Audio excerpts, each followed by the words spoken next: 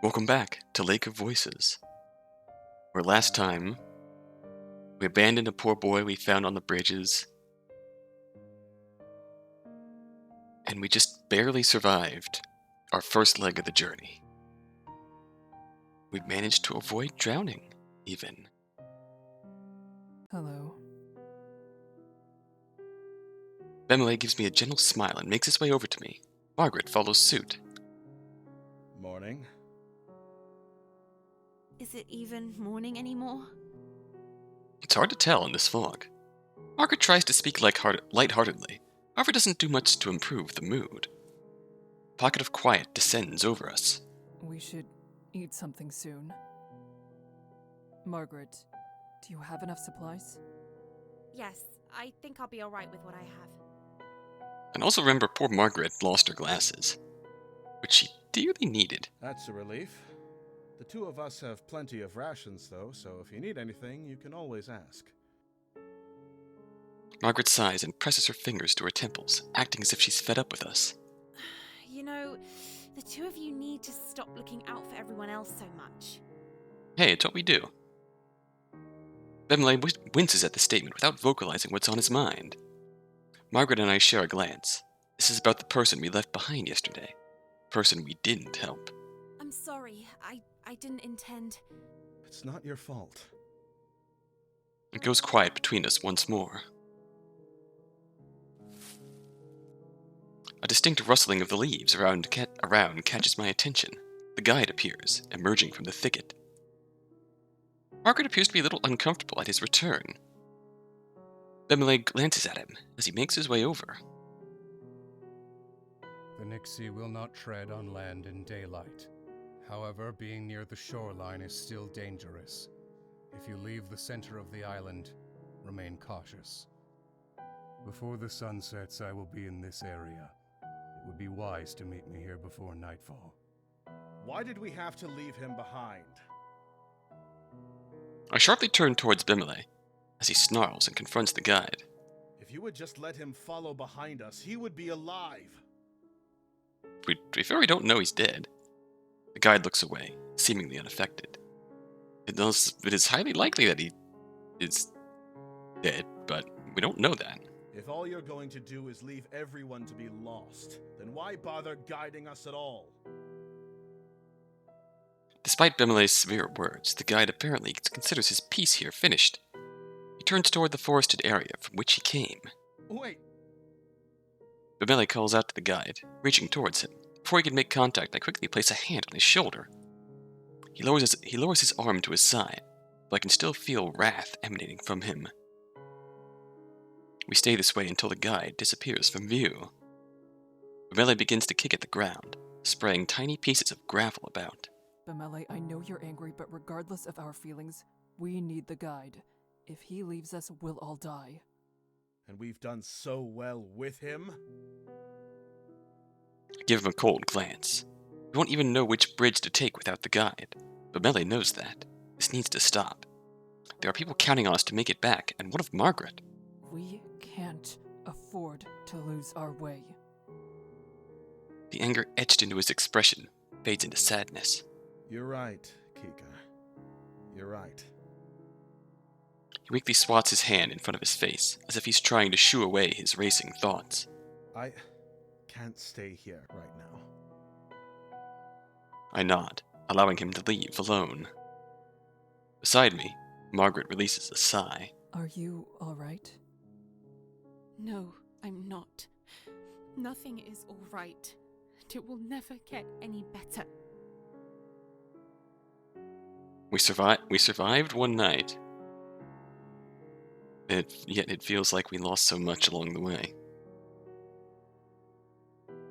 Margaret sucks in a breath as she starts to get emotional. Before it can spill out of her, she turns on her heels and walks off in a direction different than the guide's. Quietly, I speak.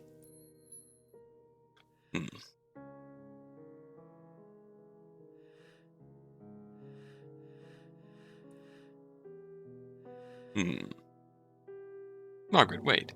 My voice was too soft for her to hear me. Lingering for only a moment, I start following the trail Margaret took. I catch up with Margaret, and I notice that her eyes are glistening with tears. As I try to move closer, she turns on me sharply. What do you want? Take a step back and keep my voice low. I was worried. Well, there certainly is a lot to be worried about. I can tell she does not appreciate my concern, but that's only to be expected. I've seen people react to grief and death in dozens of different ways, and she has every reason to be upset, sitting on an island surrounded by a lake that breeds death. I promise I will do everything I can to make sure you survive through the next night. So, That's not the problem.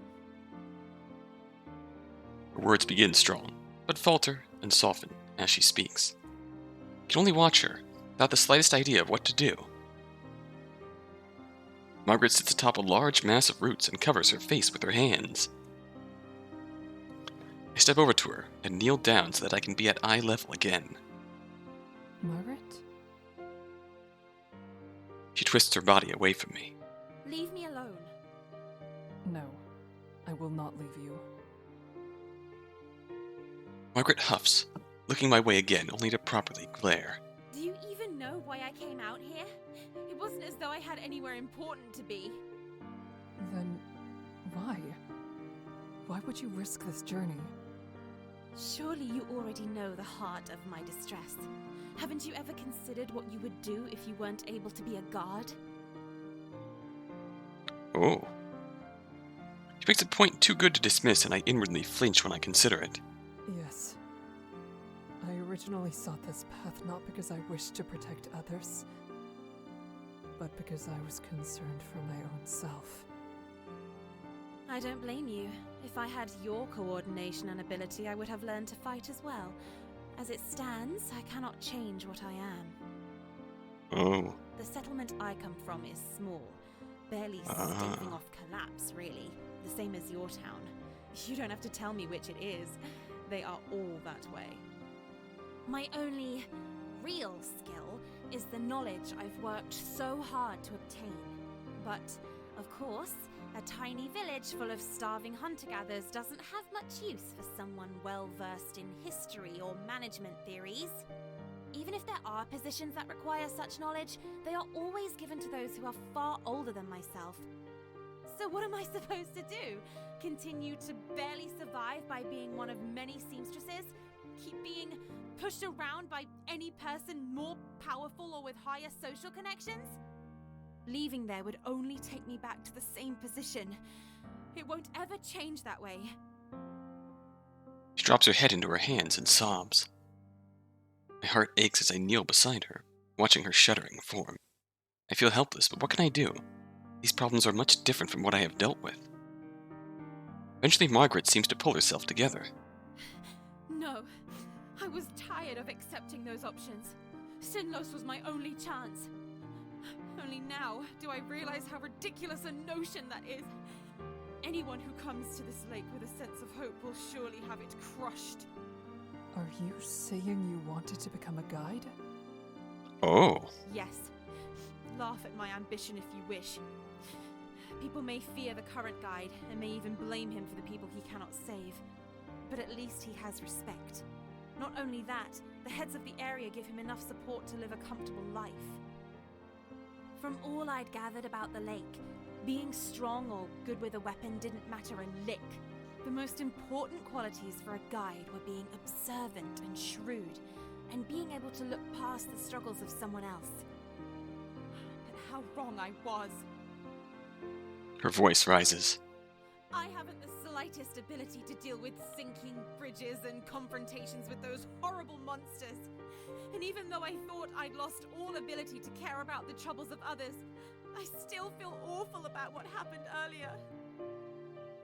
I haven't a chance of making it as a guide, which means I have no hope anywhere. This really was your last hope, wasn't it? She covers her face once more and resumes her cries. Hesitantly, I reach out and place my hand on her shoulder. Surprisingly, she doesn't shake it off. We sit quietly like that for several moments. You don't have to be a guide. Once this is over, you never have to come back here. There has to be something else out there for you. And if something does not yet exist, then we can create it ourselves. Hell yeah. Margaret chortles a bit. What a silly idea. But if I did have to choose between returning to the normal world or staying here, I'd rather go back home. I squeeze her shoulder, and she at last looks up at me, the tears gone from her eyes. Thank you for sharing this with me. Thank you for listening. You have an unexpectedly soft heart. I must have noticed the slight twinge in my face. That isn't a bad thing, Kika. I look away, eyes toward the ground. I know it can hurt to care, but it also lets you lessen the pain of others. I think it would be much better if everyone cared a little bit more, rather than less. I feel tears forming in my eyes now as I smile back at Margaret. Thank you. Aw. Smile. Margaret returns my look. Take a seat on the root beside her. For a time we sit in silence, simply being there for one another. Aw. Eventually I turn towards her. Perhaps we should go check how everything is on the island. Margaret nods. That seems like a fair thing to do. We can't keep sitting here forever, unfortunately. I'll come with you. Are you sure you'll be alright without your glasses? There are a lot of places to catch your foot or dress on. Margaret laughs lightly. I'm sure I'll be fine. Oh, why not? I'll help her with my arm. She sighs softly and chides me teasingly. Oh! Really, you are too much. She then accepts. Together we head towards the interior of the island. Margaret and I head through the wooded part of the island. There isn't anything that could be called a path, but we managed to pick our way through the bush quite well. Through a thinner strand of trees, we briefly catch sight of the guide standing on one of the beaches. He seems fine, but even though I'm sure he turned his head towards me, he makes no show of acknowledging us. We move on and eventually find Bemele in a jagged clearing, leaning against a tree. He's already noticed us and is looking our way, smiling. As we approach, I pick up on the sadness behind his jovial expression. How are you faring? Any problems? Everything is fine. We came to check on you. How kind. I've calmed down since then. I'm glad to hear that. Is there any way I can help or anything you'd like to say? Raises an eyebrow at that, still grinning. I didn't expect to see you so worried about me, Kika. I mean, admittedly, we did go after Margaret as a sort of immediacy thing, yeah. And she's easily more vulnerable on her own than Bemele here, but I have to force myself not to avert my eyes at that comment, embarrassment flowing into me. Oh, You ought to not question it, you know. Simply be thankful for all her thoughtfulness. he nods and chuckles heartily. Right. I feel a warmth that turns my lips up into a shy smile. Margaret nods approvingly. Bemele glances between Margaret and I, smiling coyly over the exchange. His amusement doesn't last, however. Instead, he throws his arms out wide with a sour expression. Have you seen the guide? Bemele is clearly asking out of a sense of obligation and makes no secret that he's not pleased to be discussing the guide. I nod in response. I saw him earlier. He is the same as always. Good, good. In that case, I'm going to stretch my legs for a bit. I feel stiff from standing in one place for so long. Wait, I can't help but wonder if it's the best idea to keep splitting up and wandering off. We've all had time to ourselves to think. I believe we should stay together now. It's probably a wise move. She has a point. We can't be sure how safe this island truly is. Well, I've had my fair share of being difficult lately. I can accept that if you feel so strongly about it. I'd Thank you. still like to take a walk, if you two don't mind joining me.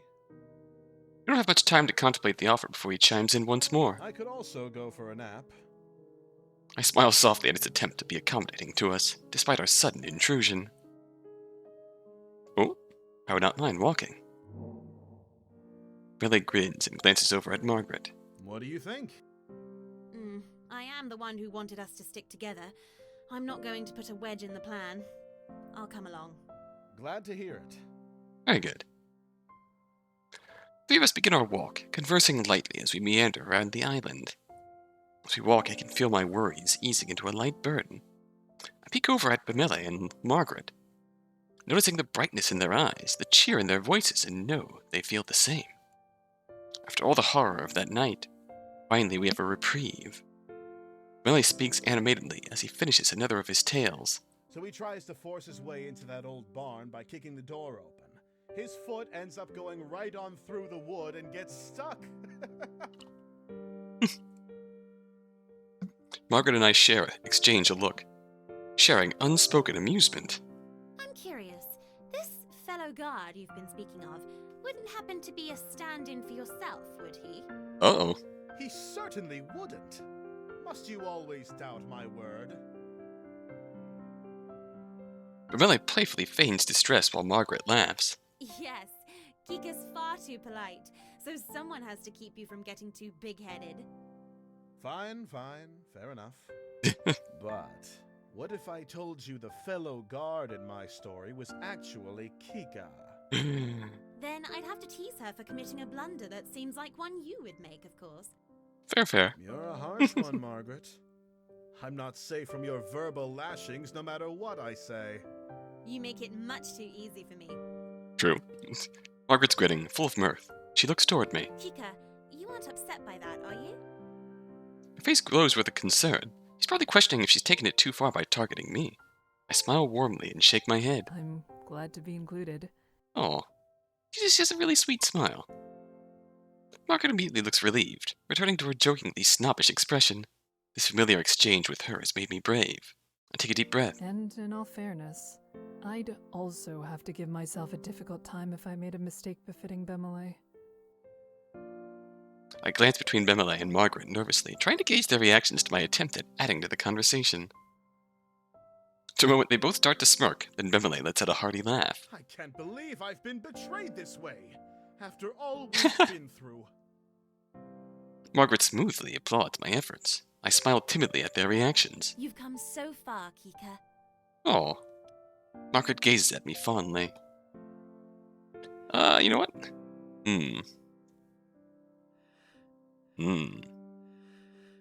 He's back. I catch Margaret's eyes, and we spend a moment sharing a gentle connection. Oh. For a brief moment, all of the troublesome circumstances seem to float away from our minds, and we enjoy each other's company. Wish it could go on for so much longer, but it's only a while later that I have to speak up. We really should rest before nightfall. I'm fine with that idea. All right? Bemele leads us over to the area where the guide mentioned we were going to meet. Margaret and I sit together. She lightly rests her head against my shoulder. Oh. The three of us quietly wait for the guide's arrival, occasionally chatting with one another as we rest. I feel like we've inadvertently pivoted from Bemele to Margaret in a hurry. It's alright. The sky turns orange as sunset comes upon us. As the color seems to drain from the world, being consumed by the fog, the guide makes its appearance. It's almost time. I nod and feel myself grow tense. We truly are about to return to those bridges. All of us wait in an uncomfortable silence until night falls. We silently stand as one, forming a vigil of sorts. Our remaining lanterns illuminate the dark, prepared for tonight's journey. And yet the way forward does not appear. Bridges haven't risen from the depths. I glance to my side. The guide doesn't look at all pleased. The corners of his mouth have a harsh bend, as he briefly loses himself to heavy thoughts. We must go to the shore.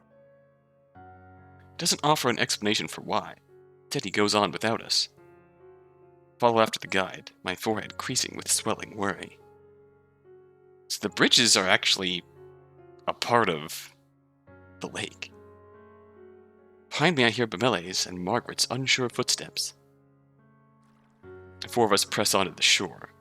The dark waters lap at the edges of the sand, and as expected, the maze is still hidden beneath the surface. The guide grips his staff tighter still, his knuckles turning ghostly white. He sucks in a breath of air like he's about to speak, but he hesitates. We all stare at him expectantly. After a moment more, the guide is fed up with waiting. The bridges are late. If they don't arrive as soon as darkness falls, there's no telling exactly how long it will be before they do. That's concerning. Vermelli's face immediately sours, and he isn't able to stay silent about his feelings. So we're going to waste our time standing idly by. There's hardly enough time to make the trip as it is. But what choice do we have? Also, I like the lantern glow in that. Complaining won't make these bridges come any sooner, though I sympathize with your frustrations. The wait had already been tense as it was. Not knowing how much longer it will last makes it that much more dreadful. Time is by far the least of our worries. On the bridges we are constantly moving, which makes it easier to avoid the prowlers. However, this island does not offer that luxury. We're trapped here. My body goes rigid as his words sink in. More importantly, the bridges are raised above the waters. Nixie have difficulties pulling themselves up onto the bridges.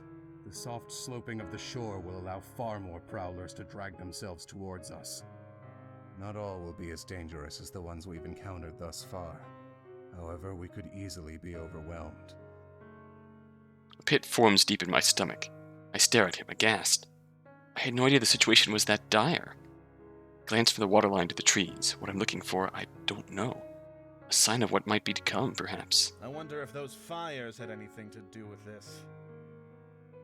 Bermele's words are biting as he wonders aloud. Guide answers Bermele, firmly wanting to put an end to his speculation. No. Whatever magic controlling the bridges is inconsistent. Humans haven't found a way to impact it. We can only do temporary physical damage to the boards. Bermele is still displeased. Shocker. Margaret moves into discussion. Her mood is rapidly declining as well. Then what should we do? We shouldn't stay on the shore if the monsters could be coming towards us at any moment. The guide closes his eyes and suddenly looks very worn down. Staying in the center of the island is the safest option. However, there's the risk that we may not be able to reach the bridges when they do rise. Prowlers could have taken full control of the shore by then. Remaining here with our lanterns will ensure the prowlers cannot move freely. My brows involuntarily knit together. I don't like the sound of taking additional risks in an area that is already so dangerous. But our options are thin. I will not be kept on this island for another day, so the shore is where I will be. You may wait at the edge of the forest, or even at the center of the island if you fear being attacked.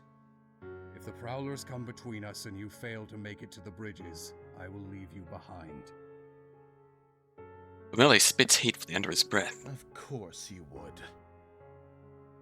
True, generosity is not something I would expect from the guide, but that is not the conversation we need to have at this moment. Guide has made his decision, and we must make ours. If you were staying by the shore, perhaps I could be positioned somewhat further back from you. And then the others could stay further back still. That would keep us safer, without having any major gaps of darkness between us and the shore. Good suggestion, Kika. I'd say that's likely our best option, and we don't have time to come up with any other way regardless. Settled on the matter, the three of us begin to move away from the guide.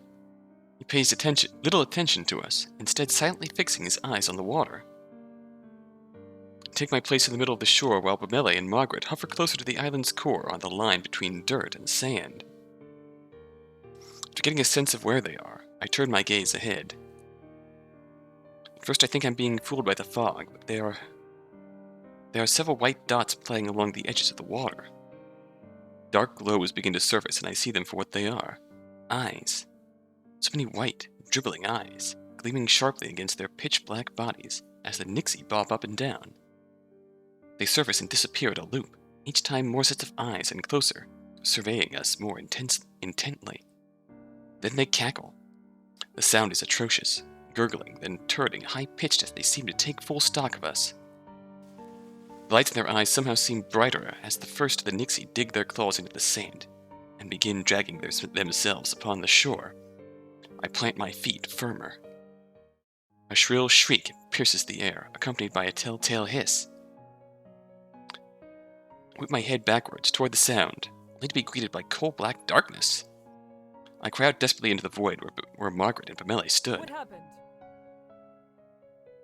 There's silence, then the best sound possible. Margaret's voice replies, albeit shakily. There was a prowler in the woods. I didn't notice it until it was already too close to me. I dropped my lantern when I saw it. The light was enough to drive it away, but now it's gone. Shattered. Oh no. Well, let's group up then. I swerved my head back to make sure the shore is clear, before I sprint over to release them from the darkness with my own light.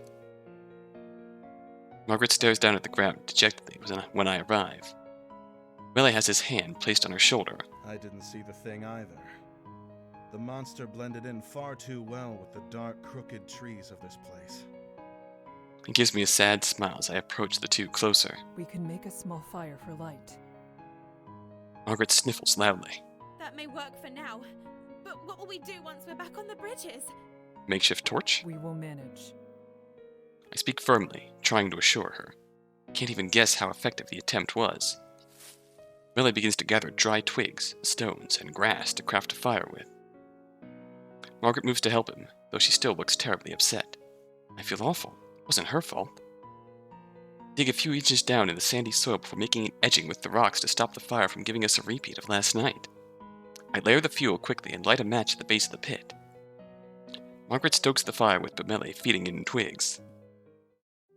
The grass ignites easily and showers the area with enough light to keep anything else that may be lurking in the forest at bay.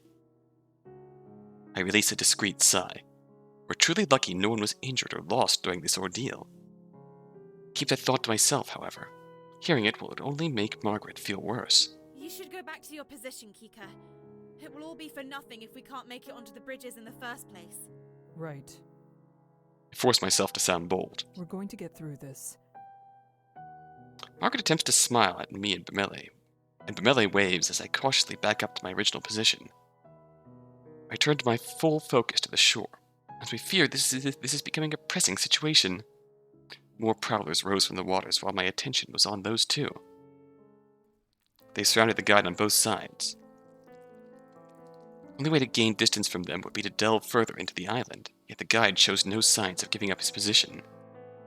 He remains where he is, resolving to keep all the monsters near him in his sight. I grow more unnerved the longer I watch this. The guide seemed impervious to the dangers of Sinnlos. This is the first case where I can't tell whether he will continue to be fine as always or not. It's a distressing notion. As they creep ever closer, I can't stay silent any longer. Your safety is most important. Consider retreating. He doesn't face me, but replies. I cannot do that.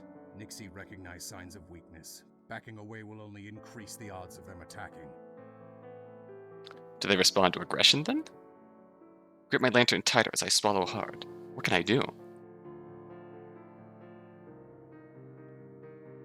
As if to answer my own question, a thought whispers into my mind. I look down at the lantern in my hand. I could throw it. As long as I don't let it go too far down the shore, it doesn't seem plausible that a Nyx could take it. If I do lose the lantern, especially after Margaret lost hers only moments ago, then... Oh shit. Watch. Can't act rashly here. The guide has managed through every situation we've been through, as well as countless others we did not bear witness to. Resolved to continue with what we've planned and keep my position. Without flinching, the guide keeps hold of our position on the waterline.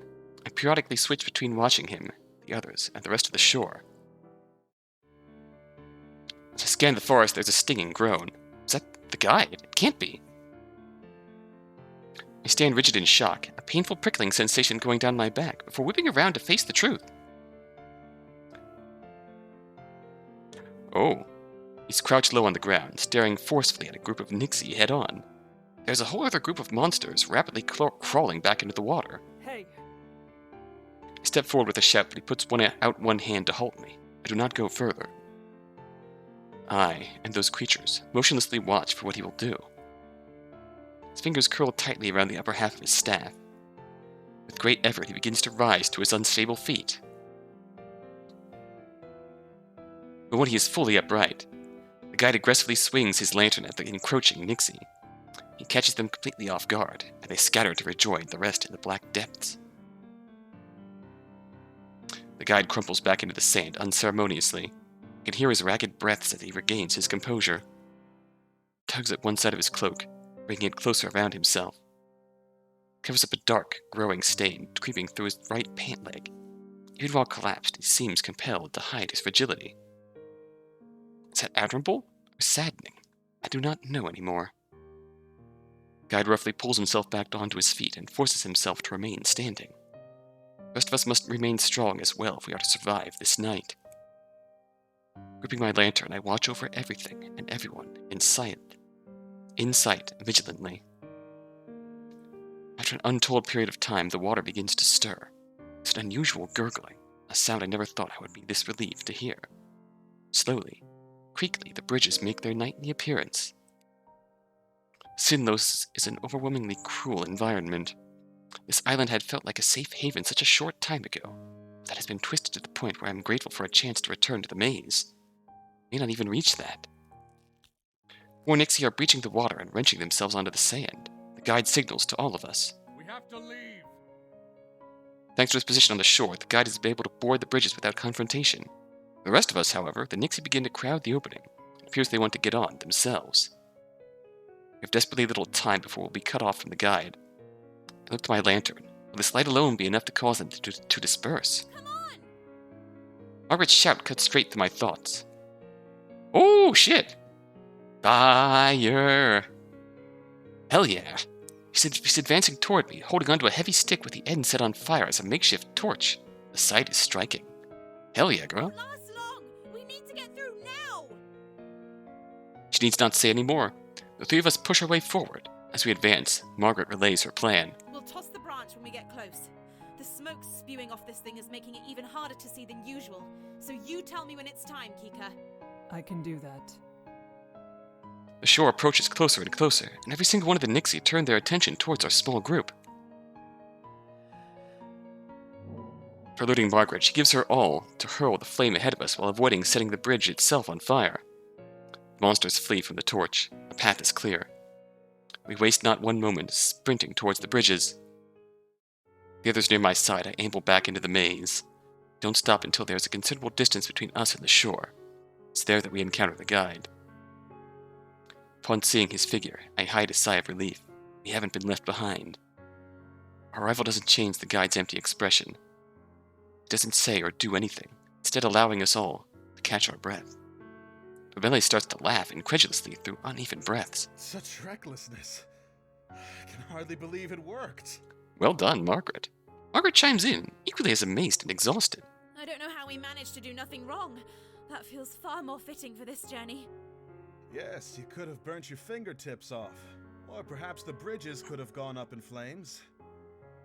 Margaret looks at him curiously. Babele gives her a wink. That would have been the outcome if I was handling the torch, you think?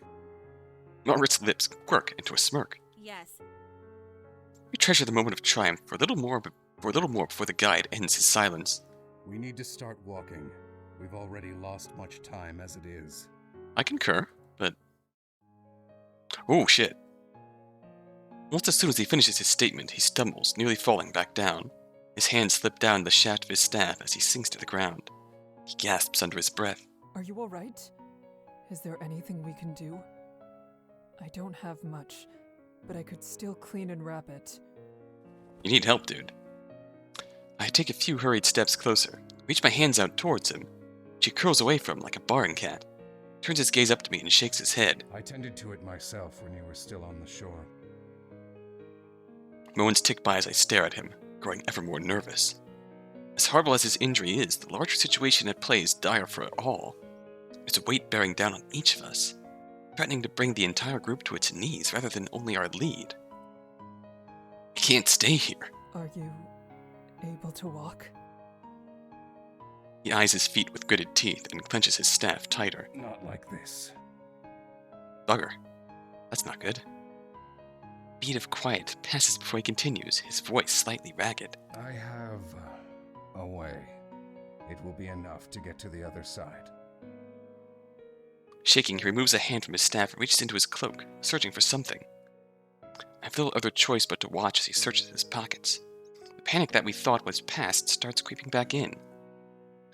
He retrieves a small vial with a viscous liquid inside, swishing it slightly as he holds it up. I peer at it curiously. Drinking this will numb the pain. I'll be able to ignore that my leg is injured for the time being. I analyze the vial hesitantly, and pensive as I mull over the possible other effects it could have. Something that potent would be a miracle drug if there were no downsides along with the positives. Is that safe? It must cause drowsiness or have some kind of impact on you. Not to mention, pushing your leg so hard when it's in that state could permanently ruin it. Regards me as his lip twists partway into a snarl. My leg isn't broken. It will heal without issue once I'm able to treat it. In order for that to happen, however, I need to live. I flinch slightly. Wouldn't usually snap at such a question. The pain must be truly getting to him. This is the most emotional. Side effects? You didn't say what they were. This is the most emotional we've seen him up to this point. No, I mean, then again, we have seen more exasperated anger than anything. But Billy steps in closer to the guide, his question harsh enough to be a demand. Billy's trust in the guide has steadily declined since the first night. With the way he's acting, I cannot ignore the sense that it may come to a head before the journey is over. This is indeed concerning. The guide levels a deeply unimpressed look at Bamile. He then sighs, raising the bottle up so that it's more visible. He swishes it almost impatiently. It can slow reflexes and cloud the mind. Okay, that's a bit troubling. Immediately, Bamile's eyes widen incredulously. Margaret quietly gasps, bringing a hand to her mouth. Guide heaves another sigh. The pain in it makes it sound more akin to a groan. He's still impatient with the group's delays as the time marches on. I will only be taking half a dose. It won't ease all of the pain. However, it will reduce the odds that I will be notably impacted by any adverse effects. I know how you feel about others coming close to you, but is that truly the best solution to a situation like this? You need to be clear-headed here. Margaret looks at the bottle, and then at him skeptically. Riley takes another heavy sigh forward. Step forward, meets the guy's eyes stonily. No, you can't drink something like that. I'll carry you. That seems like a reasonable outcome. Billy presses forward, encroaching on the guide's personal space. The guide visibly shrinks back again. However, he can't hobble much farther away due to his injured leg. That won't? Before the guide can put forth another word, Billy brazenly snatches the bottle straight from his hand.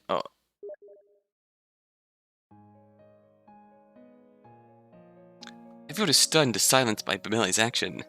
Even the guide has trouble expressing any sort of emotion beyond furious disbelief. Billy ignores all our reactions and smiles triumphantly, holding the bottle like a trophy. You have made it very clear that at the first inconvenience, you would leave us all for dead in the water. As you are now, that is impossible. Guide narrows his eyes at Bamile, who only gives him a taunting grin. So, this isn't about any possible adverse effects. You want to leave me injured and immobile on purpose. Possibly. Bamile shrugs, then returns to smirking almost cockily. If there were no side effects, I likely would have thought nothing of it. However, mentioning those risks triggered something in my mind.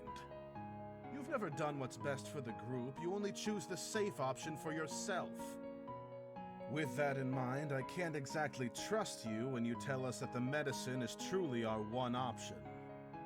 Now, even if carrying you means that you will be more at risk than otherwise, I'm willing to make that sacrifice.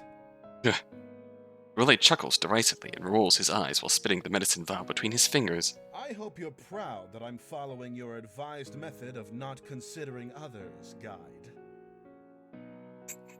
Brutal, but I don't know if entirely unwarranted.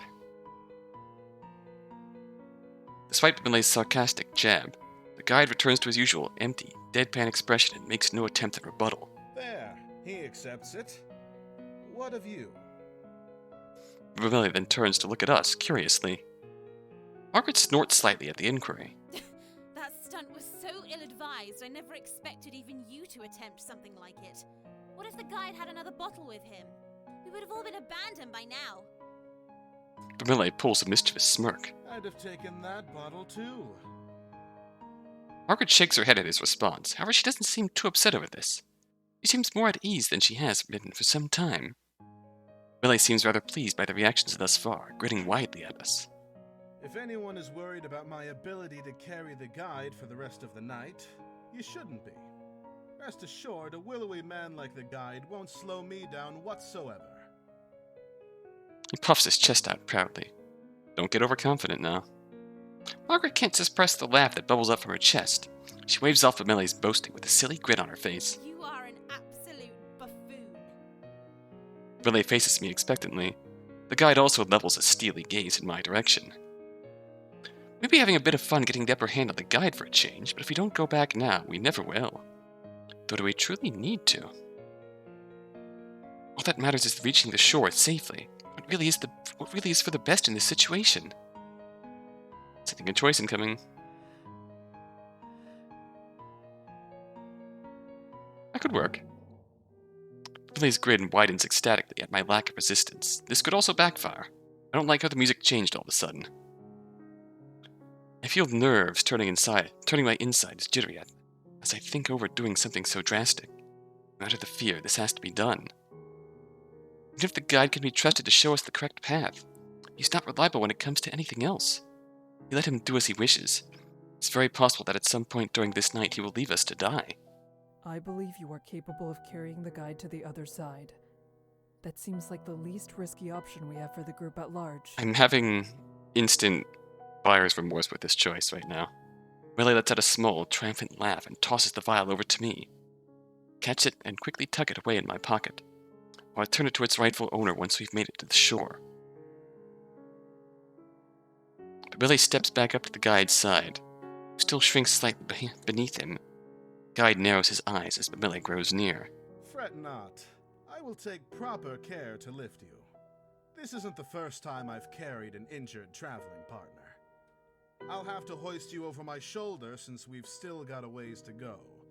I ask that you don't make too much of a fuss about it. Guide stares at him plainly. I'm hardly in a position to resist. You've taken away my ability to do anything but be dependent on you and your decisions. I can't see this ending well. I'm very much regretting this choice. Even though this path was only taken because I am not someone you care for rather than true pragmatism, it is a better mindset to have on these bridges than how you've acted thus far. Billy snorts out a sarcastic laugh. Thank you for your approval. He bends down and grabs the guide, lifting him over his shoulders. Billy is careful not to bump the guide's legs. He still winces in pain, clenching his staff tightly as he's jostled back and forth. However, the arrangement is quickly settled and Billy is ready to begin walking with the guide in tow. Margaret has a hand over her mouth, looking like she can't decide whether to laugh or weep at the state of our journey. I can scarcely believe that this is the solution we've come to. With the way the guide acts, though, I suppose that I shouldn't be too surprised people are willing to turn on him this way. Continue down this bridge.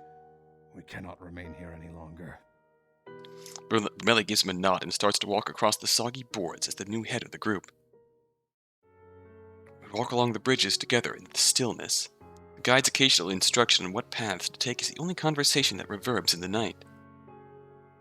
Our steps echo throughout the bridges, and I'm more acutely aware of just how many paths there are spread across the lake than ever. I mean, I feel like that choice was a genuine... that was a genuine dilemma. It's hard to say what's the right choice. And I'm really only having the doubts here after seeing the way Bamele was acting. Both choices have the potential to go wrong. The guide takes his medicine and suffers side effects, or we get attacked with the guide and Bamele in a compromised position and we have troubles. Even the voices of the lake are quiet, but it's no consolation, for in their place is the otherworldly squishing sounds of the prowlers contorting their aquatic forms across the boards. It's impossible to tell exactly where they're coming from. The sound seems to echo in every direction at once. All I know is that it's too close for comfort. I do my best to ignore the feeling, but the sounds still fill me with a constant, lingering dread. We cross a long path and come across a strange sight. It's a bridge which curves in, becomes more narrow in the middle than usual. Eyeing the dubious bridge warily, we're nervous at the idea of getting that close to the edge. Bamele's pace slows before coming to a stop directly in front of the foreign way. For once, he looks to the guide for this matter. The guide appraises the bridge, intensely down the path ahead. Normally, it would be possible to cross a narrow bridge if one is careful with how they step. We can't continue as we are. Our combined weight is too much. Is there another path? This is our path. Vermele's eyes widen at the explanation before gritting his teeth and speaking with a tone coated with suspicion. So, you knew from the start we'd reach a point where putting you down was the only option. What if we put him down and sort of, like, give him our shoulder? Or is it so we can help him across, just with him limping and Vermele giving him his shoulder? Or is it legitimately we can only cross this one at a time? Guide's silence is confirmation enough for Vermele.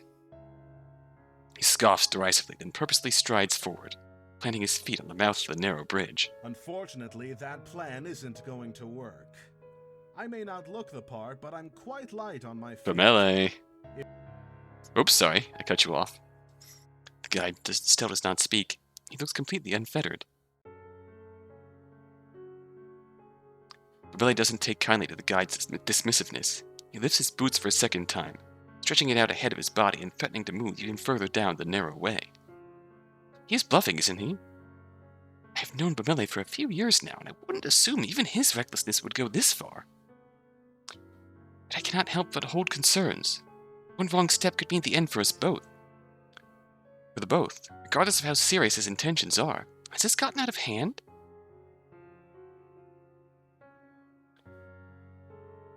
For only a second I catch the guide looking my way. But when I realize it, however, he's returned to staring down Vermele.